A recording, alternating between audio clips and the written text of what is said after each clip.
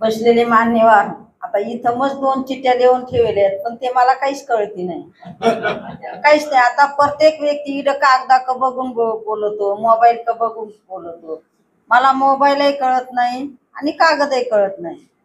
तर सगळे बसलेले मान्यवर आणि बसलेले माझे बंधू भगिनी, हे टोल लावलेले सगळ्यांना आज मी शुभेच्छा देते. आणि आज मला इथं बोलवलं खरं सरांनी, आणि एवढ्या एवढ्या चांगल्या चांगल्या व्यक्तींची भेट झाली माझी. हे मी म्हणते आज माझं सुद्धा मोठं भाग येतो का मला हे काम, ह्या कामावाल्यांचं हे जे काम करतात ना, अशा कामावाले आवडतात, असे सामाजिक कामवाले आवडतात. आणि गरीब लोक, हे काही श्रीमंत नाहीयेत. मी माझ्या वगरून पाहते, हे जे टोल लावलेले आहेत हे सतत दुसऱ्यासाठी काम करणारे आहेत. आणि खरोखर आज जे आपण इथं प्रत्येक व्यक्तीने घेतले मदतीचा हात, पण आजकालची मदत गरीबाला नाही होतो. पैशा का पैसा वळतो, पुढाऱ्या का पुढारी वळतो. आपण बघितलं गावोगाव इलेक्शन मध्ये किती लोकांना मदत झाली, एक मतासाठी किती मदत केली. पण अशा गरीब लोकांना नाही लवकर मदत करणार. पण खरी ही मदत आहे बरं का. त्याच्यात किती मदत करा, ती काय उपयोगाची नाही. पण खरं अशा मुलांसाठी, अपंग मुलांसाठी, याच्यासाठी काम करणं हे कधी पण परमेश्वर त्याला फळ देतो. आणि मी जे काम केलं, मी कधी पैशासाठी केलं नाही, कधी फायद्यासाठी केलं नाही. माझा तर कितीतरी दुर्गम भाग आहे. ते तिथले टोलवाले भाऊ म्हणले होते का मावशी मी तुमच्या गावाला आलो होतो. म्हणले बघितलं कसा दुर्गम भाग आहे. कारण पोपट मी पण काम सुरू करताना मला लहानपणापासून फक्त समाजात चांगलं काम करायचं होतं. पण काय काम घडलं, खूप गरिबी मधून. माझ्या वडिलांची पण खूप गरिबी होती. आम्ही 7 बहिणी होतो, एक भाऊ होता. आणि एक बहीण 9 महिन्याची असताना आई वारली. मग आई गेल्यावर सगळं जातंय ना, प्रत्येकाच बाळाचं. एक बहीण 9 महिन्याची असतानाच आई गेली आमची. मग त्या बाळाचा सांभाळ मी केला आणि लहानचं मोठं केलं. वडिलांना लाकडं विकून, सरपणाच्या पाट्या विकून, मोलमजुरी करून सगळ्या मुली त्यांनी वाढवल्या. 7 मुली होत्या. पण शिक्षण नाही घेता आलं कोणाला. फक्त आई वारली, एक होती 9 महिन्याची आणि एक होती 2 वर्षाची. त्यांना शिक्षण घेता आलं आश्रम शाळेमध्ये, बाकी कोणाला शिक्षण नाही घेता आलं. पण वडिलांनी काय केलं, लहान होतो शेती काम शिकवलं, शेती माती हे शिकवलं. वडील पण शिकेल होते, पण 1 महिन्याने 2 महिन्याने असे जवळ बसवायचे सगळे मुलं आणि ते ज्ञानाचं शिक्षण द्यायचं. कधी गरीब समाजामध्ये कसं काम करायचं, कसं राहायचं, कसं वागायचं, कसं बोलायचं, हे वडिलांनी शिकवलं. गरिबी आली तर लाजू नाही, श्रीमंती आली तर माजू नाही. टाकीचे गाव सोसल्याशिवाय देवपणा येत नाही. चांगल्या कामामध्ये मरून निघायचं, पण सरून निघायचं नाही. जे वडिलांचे शिक्षण होतं. आणि आम्ही 7 मुली होतो. आता जरी आपल्या स्वतःच्या मुली चाल्यात, एखाद्या मुलीला सासुरवास असला तर आपण म्हणतो दे बाई सोडून, आपण दुसरं लग्न करून घेऊ, नाही का. पण माझे वडील खूप गरिबी होते आणि त्यांनी एकच शब्द वापरला, जिथं दिलंय तिथंच राहायचं, मरून निघायचं पण सरून निघायचं नाही. आणि माझ्या नावाला बटा लावायचा नाही, तुमची आई गेली तसा मी जावंच तर. आणि 7ही मुलींनी आजपर्यंत त्यांच्या शब्दावर पाय देऊन काम करतात. मला तर लिहिता वाचता नाही येत, पण मी एक एक माझ्या वडिलांचा शब्द एक एक माझ्या डोक्यात साठवून ठेवला. आणि गरिबी असल्यामुळे माझं 12 वर्षच लग्न झालं. सासरण माहेर तेच गाव. इकडं आलो एवढा खडतर माझा प्रवास आला ना, तर कुणा संग बोलून द्यायचं नाही, कोणत्या घरी जाऊन द्यायचं नाही. मला शेत आणि घर एवढंच माहिती होतं. माझा 40 वर्ष गायच्या गोठ्यामध्ये प्रवास गेलाय. 40 वर्षे. संध्याकाळच्या 4 बाळाला जन्म मी गायच्या गोठ्यामध्ये दिला. संध्याकाळचं जर बाळ जन्मलं ना तर सकाळचं मला सगळं काम करावं लागायचं. सगळं केलं मी. 1-2 किलोमीटर वरून 3-3 हांड्यानी पाणी. आणि 7 दिवसाचं बाळ पाठीची बांधून मी सतत शेतीमध्ये काम केलं. संध्याकाळचं 3-4 किलोमीटर वर जायचं कामाला, तिथून गवताचं वजन डोक्यावर संध्याकाळी परत घरी यायचं. 7 दिवसापासून कोण काम करील व? नाही करू शकत. आणि संध्याकाळचं बाळ जन्मले, सकाळचं उठून कोण काम करील? पण मी हा प्रवास सगळा केलाय. कशासाठी केला? वडिलांच्या नावासाठी. आमचे शेजारी पाजारी भाऊ बंद असे लोक म्हणायचे, नाही पोट भरलं तर काट्या भरावं पण इथं नाही राहावं. मी म्हणायचे नाही, माझ्या वडिलांना एका शब्दावरून वडिलांना बट्टा लागेल. मग हे काम करीत असताना मला लहानपणापासून समाजात चांगलं काम करायची अपेक्षा होती. पण कुणासंग बोलून देते नाही, कुठं जाऊन येऊन देते नाही. माझी कर्मभूमी जन्मभूमी फक्त तेच गाव. काय समाजात काम करणार आहे मी? मला नाही लिहिता येणार, नाही वाचता येणार. पण मी ऊसतोडी कामदार होते काही दिवस. गुरळावर काम केलं, टायरवर काम केलं. आणि माझ्या मोठ्या मुलांनी 10वीची शाळा सोडली तेव्हा मला समाजात काहीतरी काम करता आलं.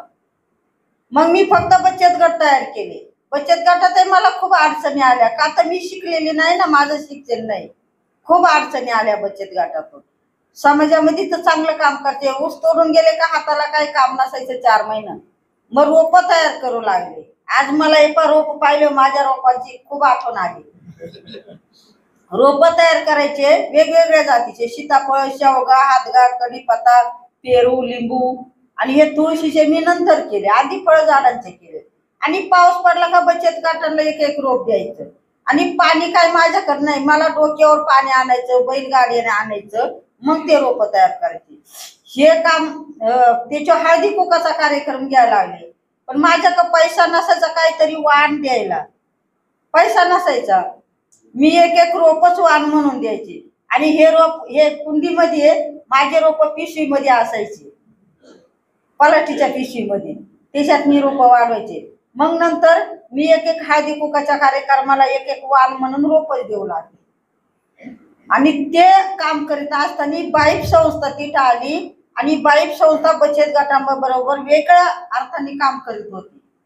आणि मी त्यांच्या मार्फत हे रोप देऊ लागले बाहेर गावाला.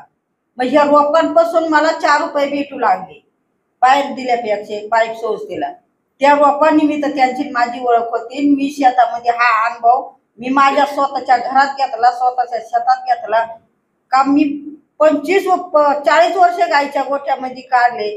मी 7 दिवसापासून काम केलं. बाळ जन्मल्यापासून सकाळपासून दुसऱ्या दिवसापासून काम केलं, तरी कधी गोळी नाही, औषध नाही, सुई नाही, दवाखाना नाही, कधी थकवा आला नाही. आणि आता तर खूप सुविधा निघाल्यात का हो. आपली जर मुली डिलिव्हरी झाली तर आपण 2-4 महिने तिला घरातून बाहेर सुद्धा काढत नाही. आणि 1-2 महिने खाटाच्या खाली पण उतरून देत नाही ना. आणि आताच्या ज्या मुली, पहिली मुलगी ज्या रूम मध्ये जर डिलिव्हरी झाली तर भीतीच्या त्या बाजूला माहिती पण होत नव्हती. आणि आता पहिल्या महिन्यापासून गोळ्या औषधं, काम नका करू, वजन नका उचलू, नाही का, तरी तिचं शिथिल. आणि शिथिल झालं एका दवाखान्यात तर बाळ जातं दुसऱ्या दवाखान्यामध्ये काचामध्ये ठेवायला, नाही का. मग हा प्रकार कसा आला? माझा स्वतःचा एवढा खडतर प्रवास. मग मला माझ्या घरामध्ये माझे नातू झाल्यावर माझ्या घरामध्ये बऱ्याच सुविधा झाल्या. केमिकल शेतीमध्ये केमिकल खत आले, औषध आले, हायब्रिड बियाणं आलं. तेव्हापासून माझ्याच घरात आजार सुरू झाले. मला 10 किलोमीटर 20 किलोमीटर पाठीची बाळ बांधायचं, पायी दवाखान्यात जायचं. एक दिवस विचार आला डोक्यामध्ये जाता जाता, आपला प्रवास एवढा कठीण होता तरी कधी दवाखाना माहीत नव्हता. आणि आता तर घरामध्ये सुविधा झाल्यात. मग आता हे आजार येतात कुठून? मी विचार करीत दवाखान्यात गेले, विचार करीत आले. दुसऱ्या दिवशी कोणाला ना म्हणता बोलता माझ्या शेतीमध्ये फिरले, दुसऱ्यांची बाजूना शेती पाहिली. आणि एका आंब्याच्या झाडाखाली बांधव बसले. दुपारी 11-12चा टाइम होता. आंब्याच्या झाडाखाली बांधव बसले. तिथं विचार करू लागले मी, आजार कुठून येतात म्हणजे हे मी शोधू लागले. मग त्या आंब्याच्या झाडाखाली बांधव बसलेला असताना माझा असा विचार आला का आपल्या शेतीमध्ये आपण पहिले कोणतं बी पेरीत होतो, आता कोणतं पेरतोय. पहिले कोणते पिकं होते, आता कोणते पिकं घेतोय. पहिले शेतीला खत औषधं नव्हते, आता किती प्रकारचे खत देतोय, किती प्रकारचे फवारे मारतोय. हा मी त्या बांधव बसून विचार करायला लागले. आणि त्या बांधव माझ्या लक्षात आलं की केमिकल खतांमुळे औषधांमुळे घरामध्ये आजार सुरू झाले. मग मी ठरवलं बाकी त्या आंब्याच्या झाडाखाली का माझ्या घरातलं मी बंद हे करणार. जे माझ्या लहानपणचं होतं त्या शेणखत शेतीला, बिगर केमिकलची शेती, सगळं गावठी बेणं हेच मी करणार. संध्याकाळी कुटुंब बसवलं, मी लागले बोलायला. बाजारचं बेणं आणायचं नाही, हायब्रिड बेणं शेतीत पेरायचं नाही, खत औषधे शेतीत आणायचे नाही, वापरायचे नाही. मला घरातून खूप मोठे विरोध झाला, लहान मोठं वाईट वाईट बोलू लागलं. खूप काही बोललो, लोक नवीन आणतात, नवीन करतात, तुला काय वेड लागलं का, डोक्यात वेड भरलं का, हे तुला कोणी सांगितलं, म्हणजे नाही ते मला खूप बोलले. मला त्याचा खूप राग आला. मी फक्त एक शब्द वापरला का आजपासून मी घरात काही बघणार नाही म्हणून. आणि मी 8 दिवस गप्प बसले. पण 8 दिवसाच्या आत माझा एक नातू आजारी झाला. मला खूप राग आलेला होता. मी त्याच्याकडे दुर्लक्ष केलं. तो घरातच मी चांगला केला असता. दुर्लक्ष केल्यामुळे खेडेगावातली आई वडिलांनी नेला, नाही फरक पडला. 5 दिवस अकोल्यात ऍडमिट केला, 3 दिवस संगमनेरला पाठवला. तिसऱ्या दिवशी मी बघायला गेले, कारण मला राग आला होता म्हणून मी त्याला बघायला सुद्धा नाही गेले. पण तिथं ते बाळ पाहिलं, एवढी त्याची कठीण परिस्थिती आहे का मला असं वाटलं का हा माझा राग मलाच कामी आला म्हणून. आणि तिथून ते बाळ 4थ्या दिवशी नाशिकला पाठवलं. पण असा परवास आला का जवळ 1 रुपया सुद्धा नाही राहिला दवाखान्याला. मग आता काय करायचं, एकच लग्नाचं मंगळसूत्र होतं गळ्यामध्ये, ते नाशिक मध्ये मोडलं आणि तिथून ते बाळ मुंबईला नेलं केमच्या दवाखान्यात. पण तिथं मला मग भरपूर नातेवाईकांनी मदत केली, तुमच्यासारख्या लोकांनी सुद्धा मदत केली. 1.5 महिना ते बाळ दवाखान्यात होतं, तर 1.5 लाख रुपये मला त्या टायमाला लागले. घरी आल्यावर मला पिकाची शेती गहाण ठेवावं लागले, आवताचे बैल विकल्या गेले, म्हशी विकल्या गेल्या. पण लोकांचे पैसे मी दामादामाने नाही ठेवले.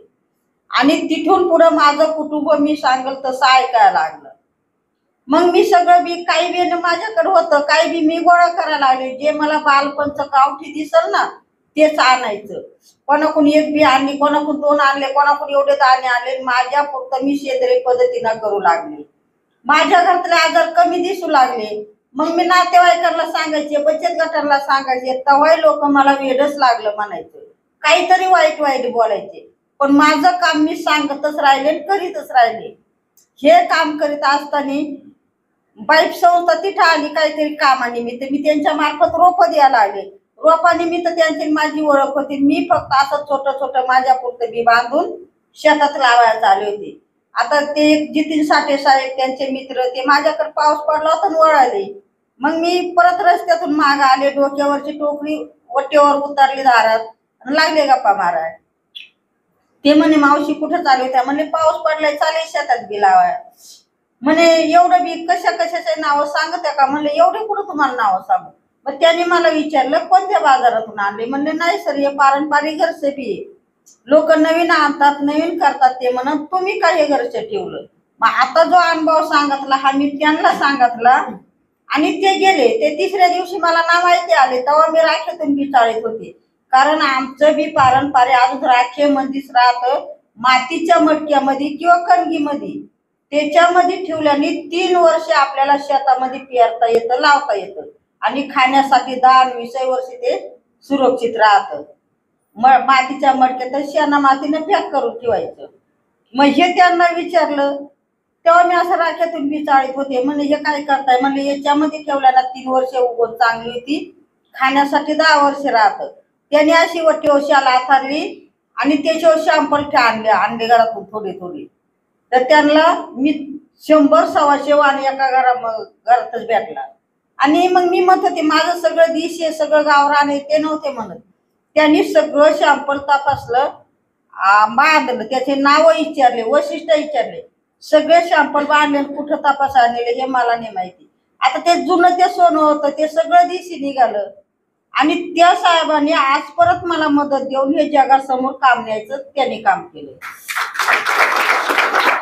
त्यांच्या मदतीनं आता हे जसे टोल लागले असे मी ठिकठिकाणी टोल लावले. त्या कामामध्ये मी प्रत्येक गावामध्ये जाऊन बचत गटाच्या माध्यमातून, शेतकऱ्याच्या माध्यमातून लोकांना माहिती दिली.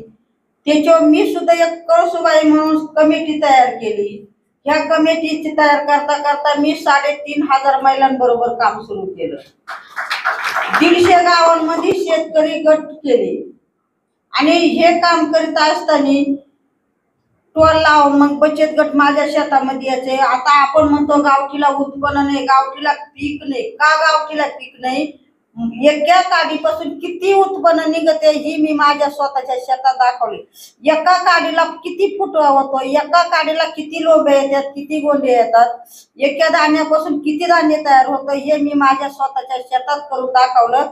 बचत गटाच्या महिलांना, शेतकऱ्यांना 4 जाती हायब्रिड भात लावले, 4 जाती गावठी भात लावले. रासायनिक खत दिलंच नाही एकाला, पण रासायनिक खत ना दिल्यामुळं जे गावठी होतं त्याला दाणे आले, जे हायब्रिड होतं त्याला लोंबी सुद्धा नाही आली. आणि हे हायब्रिड वाण आहे याला तुम्ही खत औषध देऊ नका, हे येणारच नाही. आणि जे गावठी आहे हे मातीच्या मातीवर नुसतं असं टाकलं ते स्वतःच्या ताकदीवर हवेवर पण ते येणार. मग आपण का म्हणतो गावठीला पीक नाही, पण गाव जमिनीला सवय आपण लावली या खत औषधांची, नाही का. हायब्रिड पेरणीची आपण सवय लावली आणि आपण सवय लावता लावता आपण एक एकराला 10 गोण्या टाकीतो, 20 गोण्या टाकीतो, नाही का. तिची आता माणूस काम करीत नाही, दिलं तर नाशक फवारून. आणि ते तणनाशक आपल्या जर पोटामध्ये एवढं तणनाशकचा एखादा थेंब केला तर आपला जीव कसा करील, मग ती माती काय करील व. आणि ते आपण पैसे देऊन बाजारात जातो, विष घेतो, कुठंतरी आजाराला बळी पडतो, नाही का. कारण आपण प्रत्येक भाजीपाल्यामध्ये विष आहे, तुम्ही निरीक्षण करा. आणि ते आपण विकत घेऊन खातोय. मग आजारी झाल्यावर कुठंतरी एखादा हॉस्पिटल शोधायचं, यांच्यासारखा एखादा दवाखाना, नाही का.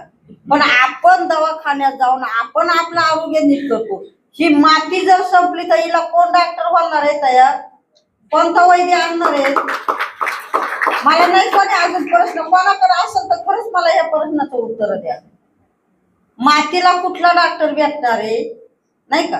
आपण एखाद्या वैद्याकडे जातो, एखाद्या डॉक्टरकडे जातो, पण मातीला काय करणार आहे, ती कवर सहन करणार आहे. मग माती चांगली असली तरच आपण चांगलं राहणार, आपण चांगलं असलं तर पुढची पिढी चांगली राहणार ना. मग याच्यासाठी काय केलं पाहिजे, तुम्ही आम्ही प्रत्येक ठिकाणी सामाजिक कामं सुरू आहे, पण आरोग्याचं काम का नाही कोणी सुरू करते. शिक्षण तर भरपूर झाले, आता मातीचं काम का नाही कोणी सुरू करते, मातीचं आरोग्य का नाही राखती. तुमच्या आमच्याकडं पैसा किती असला तर पैसा कोणी खाऊ शकणार नाही, पण माती चांगली तरच अन्न चांगलं. आणि हे जर तुम्ही आम्ही केलं तरच आपली पुढची पिढी चांगली घडणार आहे, नाही तर पुढच्या पिढीला काय शिल्लक राहणार आहे, नाही राहू शकत शिल्लक. मग हे सगळं काम करतात पण आरोग्य का आजकाल कोणी पाहिलं नाही. मग इथून पुढे आपण आरोग्याचं सुद्धा काम केलं पाहिजे. मी म्हणते ज्याच्यात चमक आहे त्याच्यात धमक नाही, जे दिसायला चांगले ते आरोग्याला घातक आहे. आणि आजकाल जे आपण खातो ना हे सगळं आरोग्यालाच घातक खातोय, काहीच चांगलं खात नाही आपण, नाही का. मी बरेच बाहेर हिंडते, मी फक्त कालच डबाने आणला का मला घरची भाकर भेटणार होती म्हणून, नाही तर माझा 2 दिवसाचा डबा असतो. मी हॉटेलमध्ये जेवायला जाते नाही, म्हणजे आता मला 24 तास फिरावं लागत आहे, मी जाते. पण तिथे चपाती मागल, ज्वारीची भाकर, बाजरीची भाकर आणि कच्चा कांदा आणि हिरव्या मिरचीचा ठेचा, हे मी हॉटेलमध्ये मागून खायचं, नाहीतरी खावंच लागते. पण मला एक सुद्धा गोड लागत नाही. आणि त्या 10 वाट्या आहेत ना त्याच्यातली एक काही पण चांगली नाहीये. मी सांगते, एका ताटामध्ये हॉटेलमध्ये गेलो 10 प्लेटी असतात, 10 वाट्या असतात ना, मग त्याच्यातल्या मी तुम्हाला सांगते कळकळीची विनंती करून 4 भाज्या खायच्या तर तुम्ही 2च भाज्या खा किंवा एकच खा, पण आरोग्य चांगलं ठेवा आणि आरोग्याला जपा, हे माझं कळकळीचं विनंती आहे. आणि तुम्ही आम्ही जर हे देशी बी जर वाचवलं, पहिले लोक बाजरी कापाय गेले तर 2 हाताने अशी कंस चोळीत होते आणि हाताने खात होते, ती बाजरी गोड होती. आताची बाजरी चक्कीत दळली तरी ती दळत नाही. मग जुनं ते सोनं पहिले 105 वर्षे, 107 वर्षे, 110 वर्षे माणसं जगत होते. आता का 50 ते 60 वर्षे येते नाही. का विषय कमी झालं, कोणी केलं. पहिले लोक एक टाइम उपाशी राहत होते, पण भुकी म्हणजे भुकी होते पण सुखी होते, भुकी पण सुखी. आणि आता धावपळ जास्त झाली. आता याच्यामुळं माणसातली माणुसकी सुद्धा कमी झाली. हा एक अर्थ मी तुम्हाला सांगते. पहिले एखाद दिवस पाहुणे गेले तर एखादी रात राहत होती, नाही का. तवर सुविधा नव्हत्या काही, एकमेकाची सवार साधित होते. एखाद्या एसटीत बसले, गाडीत बसले, मामा तुम्ही कुठले, काका तुम्ही कुठले, एकमेकाला विचारित होते. आणि आता नातेवाईक जर एका बाकडीवर बसला असला ना तर त्यांनीच तर त्या मोबाईल का बघत आहे, नातेवाईकाचं बघतही नाही, बोलतही नाही. मग हे खूप वाढले आहो. तुम्ही मोबाईल बघा पण टाइम पुरता, याच्यामुळं माणुसकी सुद्धा कमी झाली, खूप कमी झाली. कोणीच कोणा संग बोलत नाही आणि कोणी आलं तर नुसतं मोबाईलच बोलणं चालय. आलंच कधी भेटायला तर 5 मिनिटं थांबलं का लगेच चाललं, कारण सुविधा झाल्यात.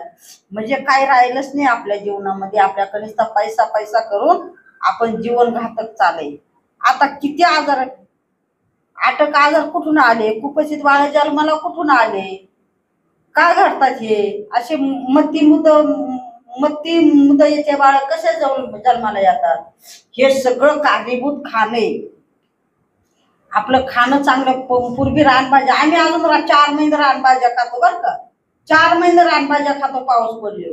आणि शहरामध्ये सुद्धा रानभाज्या होत्या. आजीबाई आठवत असेल कोणाला, शेतामध्ये गेले वटीवरून भाजी आणायच्या, कशाची बी काम करता करता, आणि ती बिन तेलाची भाजी करीत होत्या.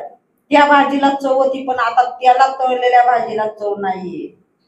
मग याच्यासाठी हे काम मी सुरू केलंय. पण हे माझ्या एकट्या रायबाईचं काम नाही, म्हणून मला वाटते प्रत्येक गावात एक एक रायबाई घडली पाहिजे. आणि मी एक छोट्याच्या झोपडीमध्ये 12 वर्षे काम केले. एका झोपडीमध्ये गवत होतं, त्या झोपडीवर 12 वर्षे बँका स्थापन केली बाईकच्या मदतीनं. आणि नंतर मला खूप त्या कामाचा कमीपणा येऊ लागला, का तर 4 पाहुणे आले, बसा जागा नव्हती, कॉलेजचे मुलं येऊ लागले, लाईट नव्हती, सगळं अंधार होऊन जायचं. आणि याच्यासाठी मी मदत पण मागू लागली. पण मदत तर मी मग सांगितलं, आजकाल पैसा का पैसा वळतो, पुढाऱ्या का पुढारी वळतो, गरीबाचा विषय नाहीये समाजाला. मग पुण्यामध्ये गेले, पुरस्कार, आता तिथं असे 2-4 पुरस्कार होते, ते लय मन व्यक्त करते, इथं भेटला, तिथं भेटला, 2 भेटले, 3 भेटले, आणि मला तर त्या पुरस्काराचं काहीच नाही हो. आणि मग मी बोलले, म्हटलं एवढे पुरस्कारचं मन व्यक्त करतात, मला किती भेटले सांगता नाही येणार, पण यांना ठेवायला जागाच नाही म्हणलं. आणि काय करू म्हणले हे पुरस्कार घेऊन, यांनी का पोट भरते काही पुरस्कारांनी? नाही भरत. माझे 4 मी एक समाजासाठी काम सुरू केलंय म्हणले, पण हे म्हणतं करू मदत, ते म्हणतं करू मदत, कुणी मदत करीत नाही म्हणले. मग हे काम करावं का सोडून द्यावं म्हणलं, कारण माझ्याकडे पैसा असताना एक शेड बांधला असतं, पण त्याला सुद्धा पैसा नाही माझ्याकडं. हे काम मग समाजासाठी तर सुरू केलंय, पण आता मी सोडून देणार आहे. मग चंद्रकांत दादा होते तिथं, त्यांच्याच हातची पुरवठा, ताई काम नको सोडू, मी एक घर आणि एक बीज बँका बांधून देतो. म्हणजे माझ्यासाठी नको घर बांधते, मी आहे त्याच झोपडीत राहील, पण माझ्या आलेल्या पाहुण्यांसाठी, आलेल्या विद्यार्थ्यांसाठी दिले बांधून, तर मी जन्मभर त्यांचे उपकरण विसरणार नाही.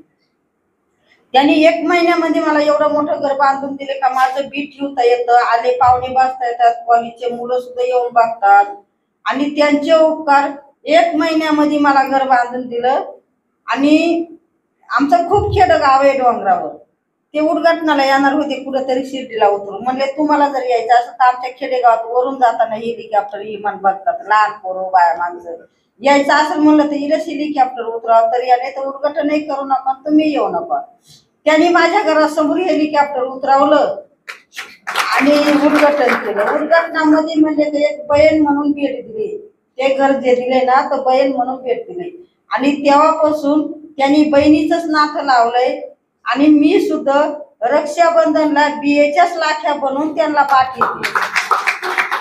आता त्या बियाच्या लाखीचं असं वैशिष्ट्य का आपण किती महागाची लाखी घेतली त्या हातात बांधून कुठेतरी फेकूनच देतो. मग ती लाखी हातात बांधायची, तोर बांधायची, ते बी परत कुठून तरी लावायचं. जसं त्या बियाचं आयुष्य वाढल तसं लाखी बांधणाराचं सुद्धा आयुष्य वाढल. आणि तेव्हापासून माझ्याकडे लाखी पौर्णिमाच्या महिन्यामध्ये जास्त लोक लाख्या बांधायला येऊ लागले. खूप लोक येतात लाखी बांधाय, ताई आम्हाला तुमच्याकडे लाखी बांधाय. मी देते एक बियाची लाखी बांधून, आणि ह्या मला खूप बनवता येतात. मग मी म्हणजे आपल्या भावाला जर प्रत्येकानं बियाची लाखी वाढवली ना, बांधली ना बनवून, ते एक खूप मोठं काम चांगलं होईल. आणि माझं ऐकून आता काही मुलींनी ते काम सुरू केले. आता हे भाजीपाला माझ्याकडे 18 जातीचा वांगी एवढे, 30 जातीचा भाजीपाला, 16 जातीचं भात, नागली, वरई, म्हणजे 154 वाहनाचं रजिस्ट्रेशन झालंय.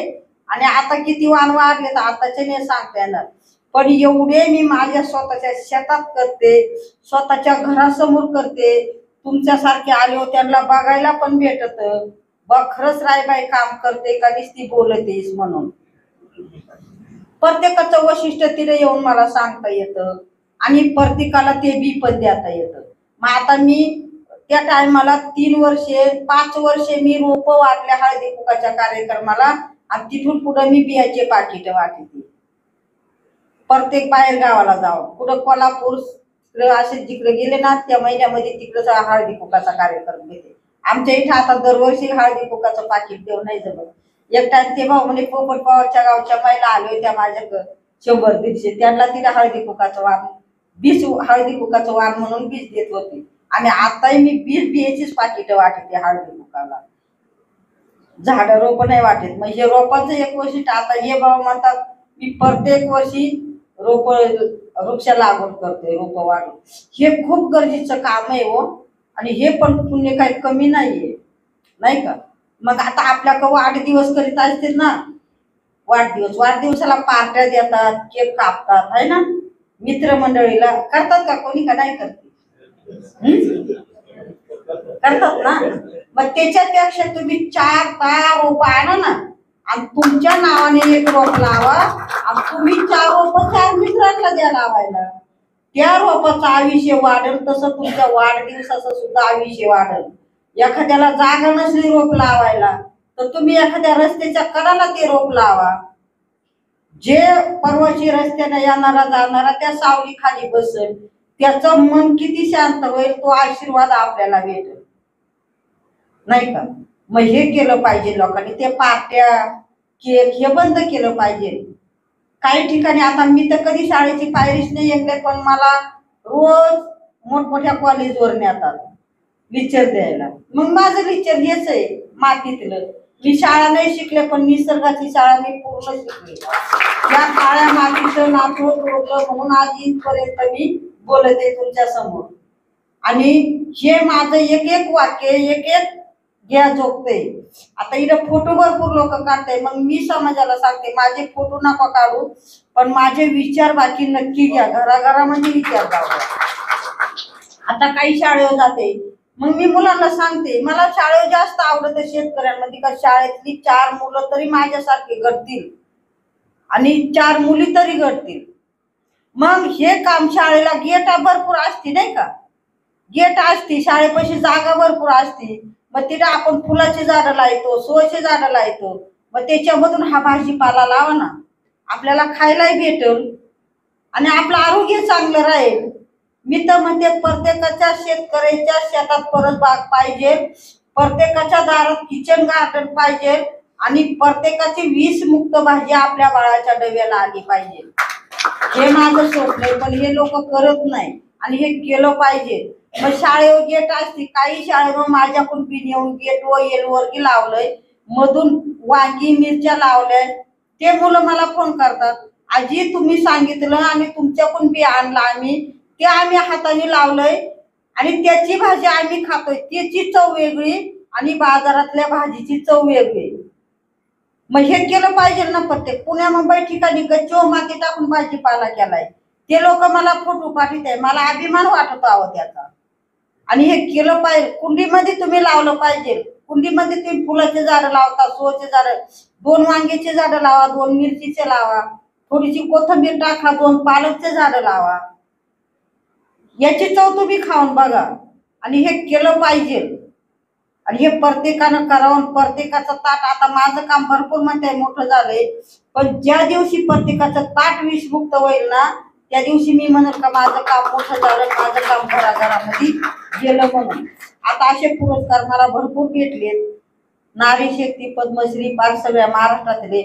पण मी आजही म्हणते हे पुरस्कार माझे नाहीयेत, हे पुरस्कार माझ्या मातीचे, माझ्या बियेचे, माझ्या शेतकरी बांधवांचे. मी स्वतःला कधीच हे पुरस्कार नाही स्वीकारणार, का तर मी हे मातीचं एक नातं जोडलं म्हणून ते पुरस्कार मला भेटले, नाही का. मग या मातीची नाळ नसती जोडली तर हे पुरस्कार मला भेटले नाही. तर हे काम सगळे कामामध्ये आता करतात, पण आरोग्याचं काम सुद्धा सुरू केलं पाहिजे. आणि प्रत्येक डॉक्टरांना माझं आव्हान आहे का लोकांना सेंद्रिय अन्न खायला शिकव. तुम्ही पण बोललं पाहिजे का आजकाल सेंद्रिय शेतीशिवाय आणि सेंद्रिय भाजीपाल्याशिवाय पर्यायच नाही. कारण किती आयुष्य कमी होत चालले का आपलं आयुष्य दुःखामध्ये आपण घालतोय, ह्या खाण्यामुळं घालतोय. म्हणून मी माझ्या बंधूला कळकळीची विनंती, आपण जे येडवाकडे दिसलं ना ते घेत नाही आपण आणि खात नाही. मग शाळेमध्ये सुद्धा रानभाज्या मेळावा भरवला पाहिजे का त्या मुलांना. काही शेतकऱ्याचे मुलं असतात तिथं रानामध्ये किती भाज्या, जंगलात किती भाज्या, हे माहिती पडलं पाहिजे. भरड धान्य मेळावा घेतला पाहिजे. आपलं खाद्य काय हो भरड धान्य म्हणजे काय हो सर, काय हो भरड धान्य आपलं खाद्य? हा, बाजरी, ज्वारी, मठ, मूग, हरभरा नाही का, हे आपलं खाणे. आणि आता आपण काय खातोय? आहे का ज्वारी बाजरी राहिली का आपली? नाही राहिली ना. मग आपण काय खातोय आता? सगळं संकरित आहे ना. मग मी सांगते ज्याच्यात चमक आहे त्याच्यात धमक नाही. दिसायला चांगले पण ते आपल्या आरोग्याला घातक आहे ना. आजकाल तेच खाताय. मग काय खायचं काय नाही खायचं आजपासून तुम्ही ठरवायचं. तुम्ही ठरवा आणि तुम्हाला पाहिजे ते खा, नाही का. म्हणून आता एखाद्याला प्रश्न विचारायचा असेल तर विचारू नाही घ्या. एवढे बोलून माझे 2 शब्द संपवते.